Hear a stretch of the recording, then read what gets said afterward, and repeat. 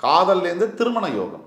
எத்தனை பேருக்கு இந்த கண்ணதாசன் பாடல் போல வயது வந்த அனைவருமே காதல் கொள்வதில்லை, காதலிக்கும் அனைவருமே மனம் முடிப்பதில்லை, மனம் முடிந்த அனைவருமே சேர்ந்து வாழ்வதில்லை, சேர்ந்து வாழ்ந்த அனைவருமே சேர்ந்து போவதில்லைன்னு ஒரு பாடல்.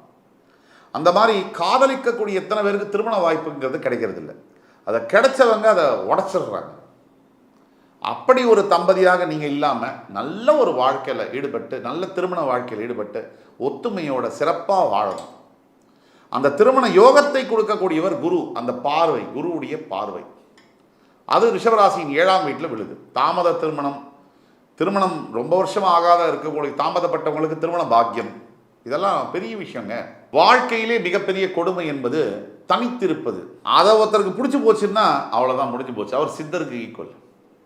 அப்போ அந்த தனிமையிலேருந்து விடுபடக்கூடியது அந்த குடும்ப வாழ்க்கை. அந்த குடும்ப வாழ்க்கையை கொடுக்கக்கூடிய குரு பகவான். பிறகு 9ஆம் வீட்டை பார்க்கக்கூடிய குரு பகவானால் தந்தை மகன் கிடையான உறவுகளில் மிகப்பெரிய ஒற்றுமை. அதே மாதிரி பாக்கியங்கள், வேலை வாய்ப்புகள்,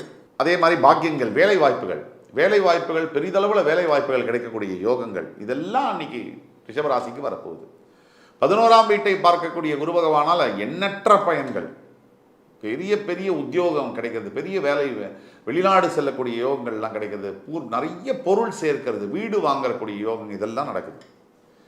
ஆக 4ஆம் வீட்டில் இருக்கக்கூடிய கேது என்ன சொல்ல வராரு ரிஷபத்துக்கு அப்படின்னா, உடல்நிலையை பார்த்துக்கொள்ளுங்க. உங்கள் உடம்பை மட்டும் இல்லை, உங்கள் பெத்த தாயாருடைய உடல்நிலையும் பார்த்துக்கொள்ளுங்க அப்படின்னு சொல்கிறார்.